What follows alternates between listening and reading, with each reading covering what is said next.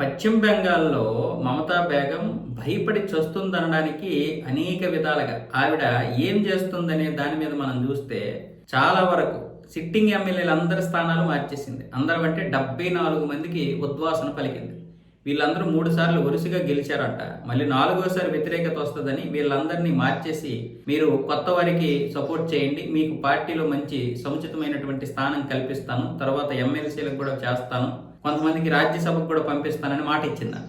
అంటే ఎంత భయపడిసి వస్తుందో చూడండి. ఎస్ఐఆర్ ద్వారా 1,22,00,000 ఓట్లని ప్రక్షాళన చేయడం జరిగింది. ఇది ఒక పెద్ద దెబ్బ ఆవిడికి.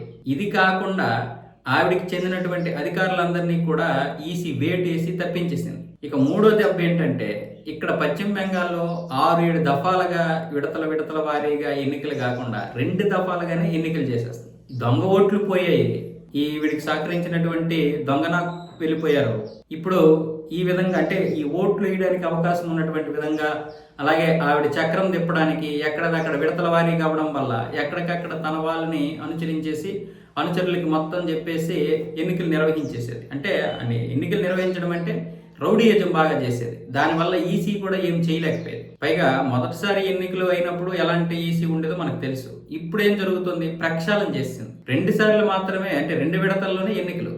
మహా అయితే ఆవిడ 1 విడత జరగాలి, కానీ అది కుదరలేదు, అందుకే 2 విడతల్లో పెట్టారు. ఇలా 3 దెబ్బలు కొట్టింది ఈసీ.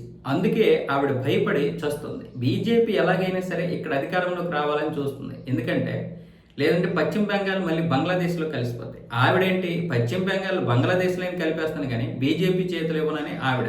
ఎందుకంటే చాలా మంది కోసాలు కదులుతాయి. ఇప్పుడు బీజేపీ చేతిలోకి పశ్చిమ బెంగాల్ వస్తే వీళ్ళందరూ కోసాలు కదులుతాయి. వీళ్ళు దేశాన్ని తాకట్టు పెట్టేసే వెధవలందరూ పశ్చిమ బెంగాల్లో ఉన్నారు ఈవిడ ఆధ్వర్యంలో. ఈవిడే ఒక పెద్ద వెధవ. నేను ఎందుకు అంటున్నానంటే, మీరు చాలా వీడియోలు చేశాను చూడండి, మామూలు మహిళ కాదు, నరరూప రాక్షసి.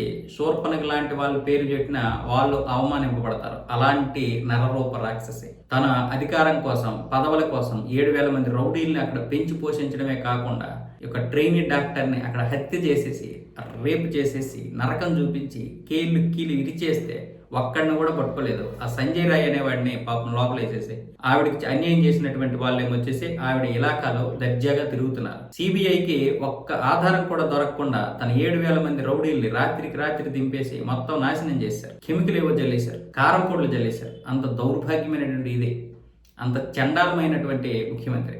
ఆ సంఘటన గత సంవత్సరంన్నరలోనే 4 మహిళలకి ఇలాంటి అన్యాయాలు జరిగితే పట్టించుకోకపోగా ఈవిడే 2 మహిళల మీద దౌర్జన్యాలు చేయించింది. ఇలాంటిది బ్రతికుండాలి, కానీ దీనికి నరకం చూపించాలి. హిందువుల్ని 21 మందిని ఊచకోత పోయడం కాకుండా అగ్నికి ఆహుతి చేసింది బస్సులో.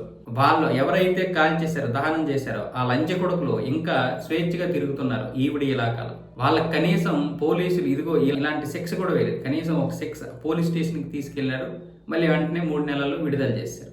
300 మంది షాజహాన్లని పెంచి పోషించింది. అయితే ఇప్పుడు ఆడదాయి కాబట్టి నేను బూతులు తిట్టలేను, ఆ లంజ కొడుకులు తిడతాను తప్ప వీళ్ళని తిట్టలేను. అలాంటి చెత్త దరిద్రం పరిపాలన ఎవరైనా ఉన్నారంటే ఈ ఉండవు.